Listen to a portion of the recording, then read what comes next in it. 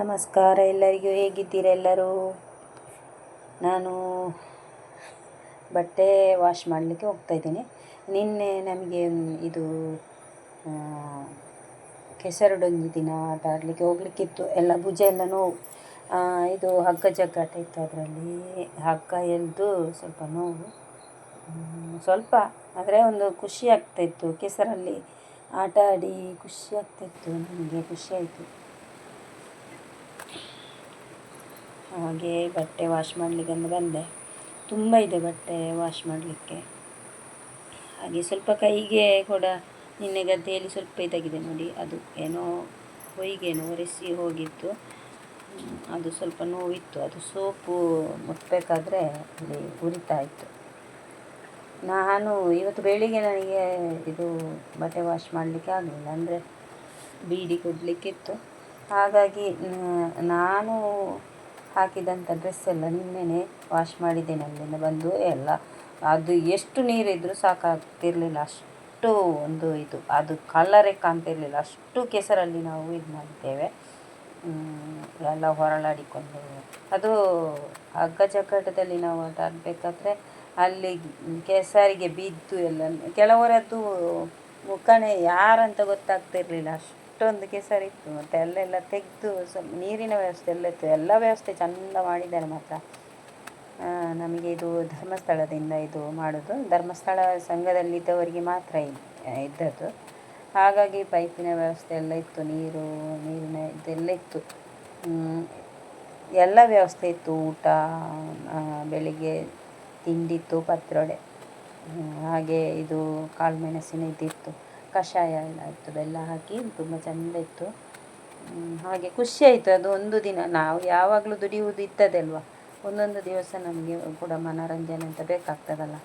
ಹಾಗೆ ಆದರೆ ನಾವು ಹಗ್ಗ ಜಗ್ಗಾಟದಲ್ಲಿ ನಾವು ಇನ್ನಾಗಲಿಲ್ಲ, ಆದರೂ ಒಂದು ಭಾಗವಹಿಸುವುದು ನಮ್ಮ ಒಂದು ಇದು ಧರ್ಮ ಅಲ್ವಾ. ಅದೇ ಸಂಘದಲ್ಲಿ ಇದ್ದವರಿಗೆ ಮಾತ್ರ ಇದ್ದದ್ದು. ಹಾಗೇ ಮಕ್ಕಳದ್ದು ಡ್ರೆಸ್ ಎಲ್ಲ ಉಳಿದಿತ್ತು, ಅಲ್ಲೇ ಇತ್ತು. ಅಂದರೆ ಅವರು ಬರುವಾಗ ರಾತ್ರಿ 7:30 ಗಂಟೆ ಆಗಿದೆ.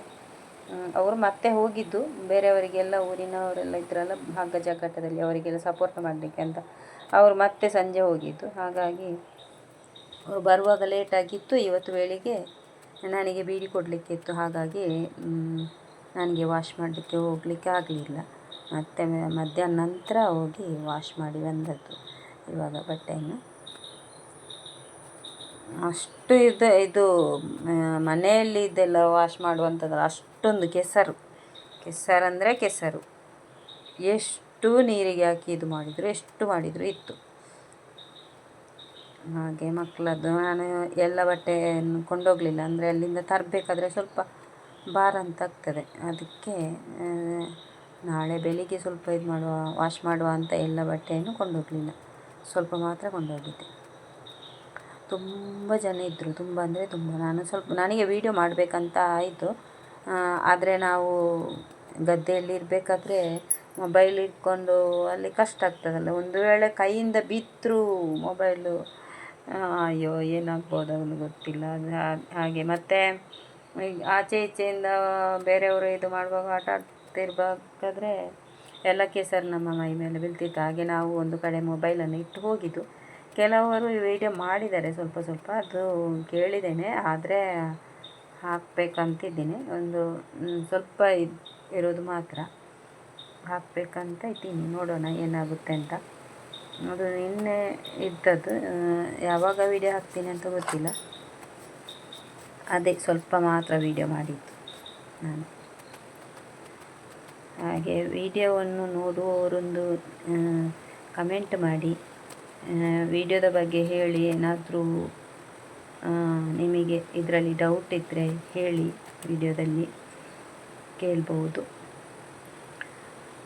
ಹಾಗೆ ಹೊಸದಾಗಿ ವಿಡಿಯೋ ನೋಡುವವರು ಸಬ್ಸ್ಕ್ರೈಬ್ ಮಾಡ್ಕೊಂಡು ನೋಡಿ ಇದು ಕೆಸರು ಹೇಗೆ ಇದೆ ಅಂತ ನೋಡಿ. ಇದು ನಾನು ನೀರಲ್ಲಿಟ್ಟು ಬಿಟ್ಟಿದ್ದೆ, ಹಾಗಾಗಿ ಸ್ವಲ್ಪ ಹೋಗಿದೆ.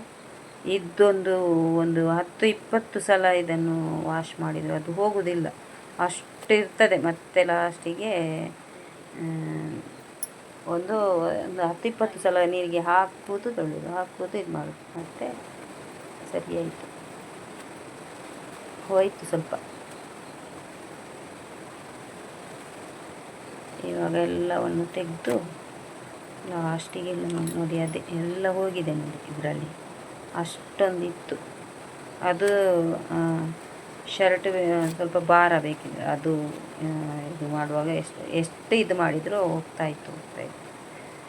ಅದೆಲ್ಲಗಿನ ಇದು ಶರ್ಟ್ ಎಲ್ಲ ಹಾಕಿಕೊಂಡು ಹೋದರೆ ಏನಾಗೋದಿಲ್ಲ. ಇದು ದಪ್ಪ ದಪ್ಪ ಪ್ಯಾಂಟ್ ಶರ್ಟ್ ಹಾಕಿಕೊಂಡು ಹೋಗಿದ್ದಾರೆ ಮಕ್ಕಳು. ಅದು ಕಷ್ಟ ಆಗ್ತದೆ ಅಲ್ಲಿ ನೀರಲ್ಲಿ ಮಾಡಿ.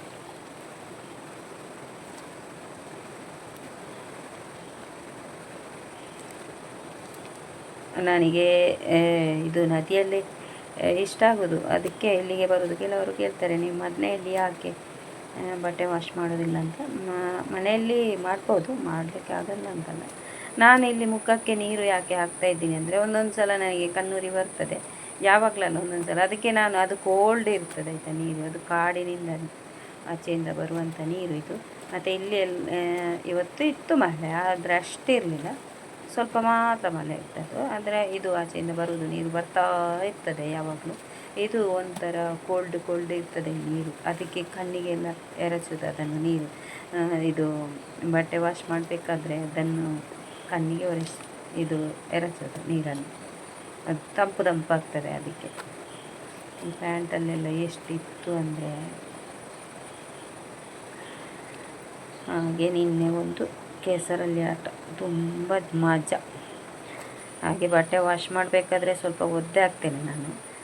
ಬಟ್ಟೆ ಸ್ವಲ್ಪ ಆದರೂ ಪರವಾಗಿಲ್ಲ, ಏನಾಗೋದಿಲ್ಲ.